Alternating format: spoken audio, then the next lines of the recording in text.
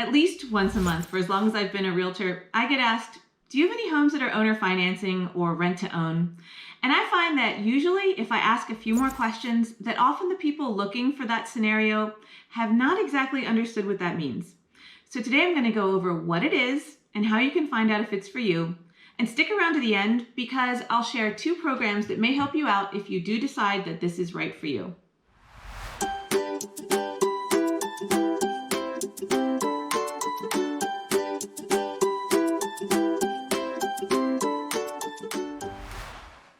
Welcome back to my channel, everyone. My name's Krista and I'm a realtor with Fathom Realty in Central Florida. And I've been selling homes in this area since 2009.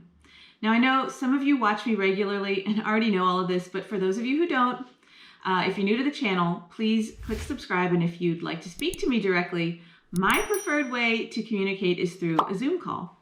I have a calendar in the description below the video, and you can jump on there and set up a time convenient for you when we can talk. My team and I are getting calls every single day, and this is by far the best way to make sure that you can reach me and also get my undivided attention. Or I've broken a key off in a lock before because it was.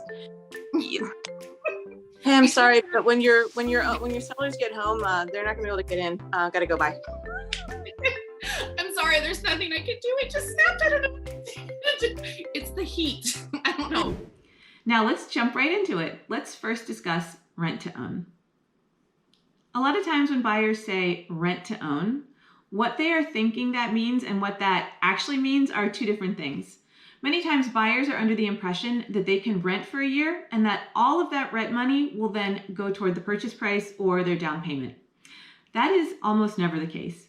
Generally, you have to keep in mind that the seller, the owner of the home, also has holding costs while you're living in the house. Taxes, insurance, HOA. So while some portion of the rent might be applied to your purchase price in some cases, that's not how it works. It's more like a rental home that you have an option to buy at the end of a year. Or in some cases, depending on the type of agreement, you might be obligated to buy the home at the end of the year. So usually with that type of agreement, you will be required to put down some sort of upfront deposit that you would lose if you were to not follow through with that purchase.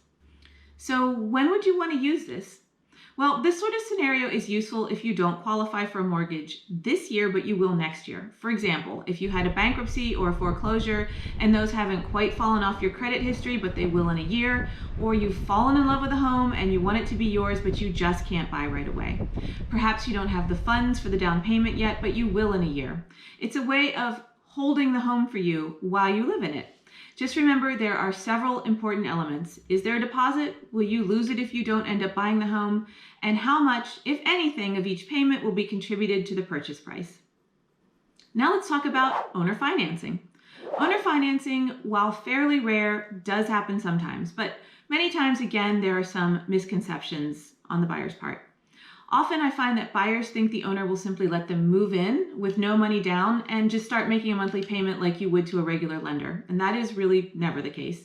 And forgive me if all of this sounds silly to you. I'm just repeating basically the common misconceptions that I get. So owners will generally want quite a lot down, I'd say between 20 and 50%. So what's the advantage to this? Well, for owners, it allows them to avoid paying capital gains taxes right away. To take a simple example, if they purchase an investment property for $100,000 15 years ago and they're going to sell it for $400,000, they'll be taxed on that $300,000. And for some people, that might throw them into a higher tax bracket.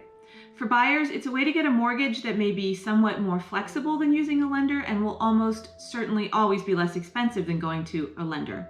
But you will have to have that substantial down payment.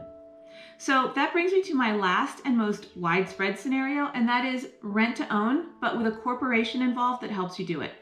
So there are a few programs available in Central Florida where a corporation will buy a home for you and rent it to you for up to 3 years. You can then opt to purchase it during that period of time, usually after the first year of renting is finished and up until the 3rd year. So some advantages to this program would be that, first of all, the corporation is paying cash, so it becomes a cash transaction, which is great in this highly competitive market.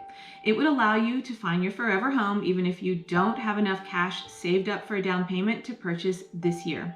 And that seems to be the main type of client for this scenario, someone who wants to buy, has a good job and a good credit score, but lacks cash for the down payment.